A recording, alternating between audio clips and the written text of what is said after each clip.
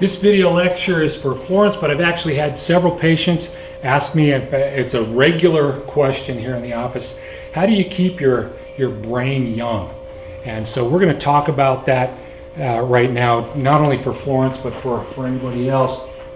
People ask me, what are the best exercises that I could be doing to keep my brain young? Well, the first thing that I would mention is that your brain is dependent upon your body for its drive. Every morning when you wake up, you're having a difficult time thinking, seeing, smelling, tasting. I mean, you're really not functioning very well. Then you stand up and gravity pulls down on your body, and as it pulls down on your body, it stretches your muscles. Those muscles have little sensors inside of them, millions and millions of them. Those sensors, called muscle spindle fibers, activate and start driving input to the cerebellum. The stuff that's on the right side drives the right cerebellum, and it drives the left cortex. Those little muscle spindles are the primary driver of the drive in the brain. We call it the central integrative state of the brain. Think of it more like the idle of your car. You get up in the morning and it just does not want to go, and you get up and start walking around and moving, and then all of a sudden you're awake. Things can work.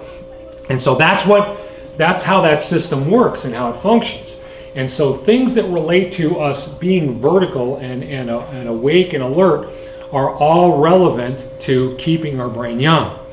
The other things that we're dealing with are the tendency of our bodies to go forward as we get a little older, and some people are getting older sooner. I mean, I see kids in my office who are in their late teens, early 20s, who already look like old men and women. And they tell me, I feel like an old man. I said, well, hey, you look like an old man. I said, you're all bent over. We got to change that. Well, when you were developing after you were born, you were primarily a flexor system.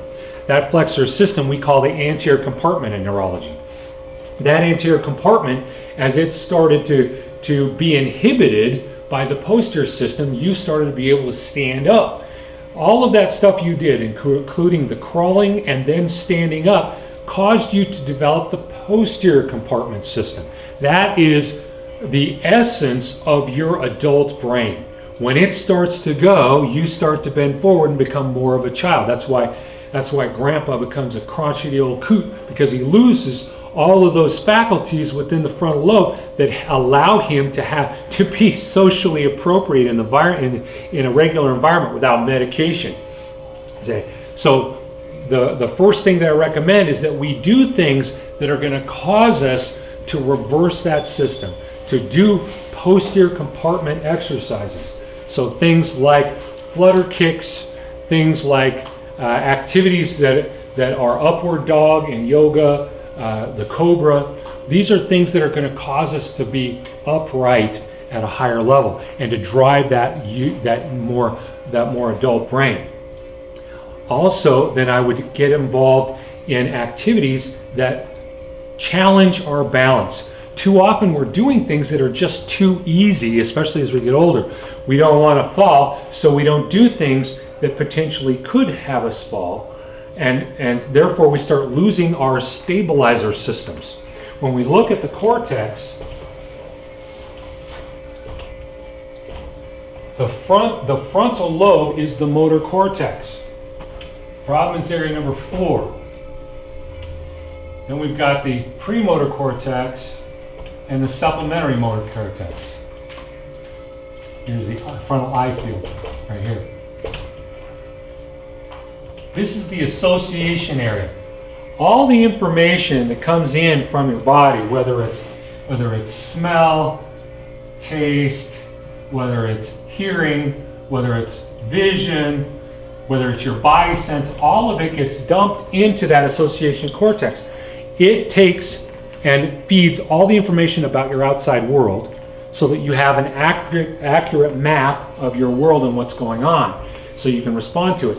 And then it takes the information from you, which is 3, 1, 2, takes that information and puts you in that world. So you have to have an accurate map of your own body, but as you start to lose that, that becomes more dicey.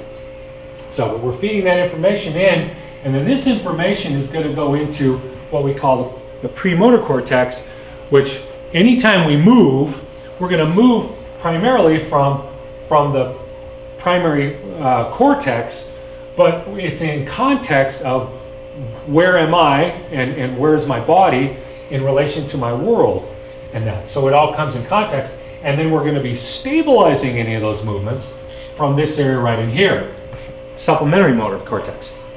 Now what's really relevant to all of this is the concept of memory, because this is another aspect that I want to talk about today that I get asked about a lot with relation to exercises and being youthful.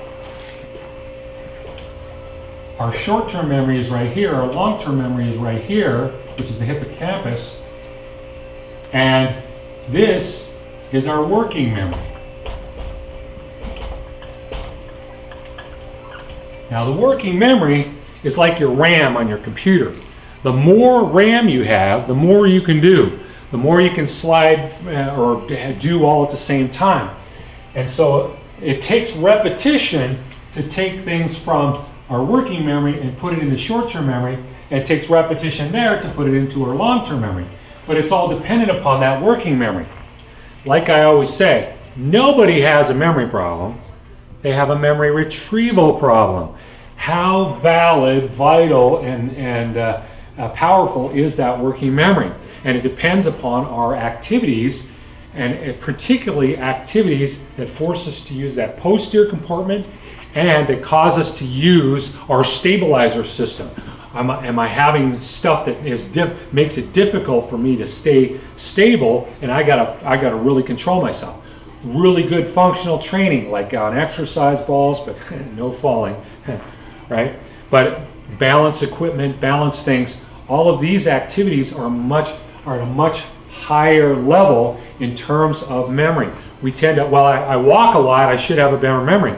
Well, walking is fairly stable, especially if you're losing brain and you're walking, you're at least maintaining, some semblance of memory, but you're not driving that stabilizer system. If you were walking on unstable environments, walking on the beach is a much more difficult thing than walking on a flat surface. Walking on a treadmill is more difficult in some ways, because it can, from a stabilizer point of view, it forces us to get a balance. Walking on things that are going to be more challenging, being on vibrating platforms also. All of this is going to cause us to work our stabilizer system and the working memory, which will cause us to jack up that memory. So, and the last thing I'm going to talk about is music. We tend to talk about music on the left and music on the right. Today I'm going to talk about music that you love. Our appreciation for music, we got somewhere between the ages of 16 and 24. And that is very important to us, because the stuff that we love from that era, the genres that we love, are the things that are going to give us access to more youthful parts of the brain. And we use that here in the clinic quite often as we're helping patients to grow their brains and change their brains. We'll get them into music that they listen to that was their favorite, and different kinds of music to drive different kinds of neurochemistry and that. And so listening to some of your favorite albums from the past, listening to some of the stuff will be soothing, some of it will be exciting. We want some of both. In fact, when you feel like, wow, I really need that, try it and see what it does to your physiology, because we are literally driving that physiology. So I hope that was helpful. If you have any more questions, please let us know, because we're happy to do more videos on the same subject and get more clear on your questions. Thanks.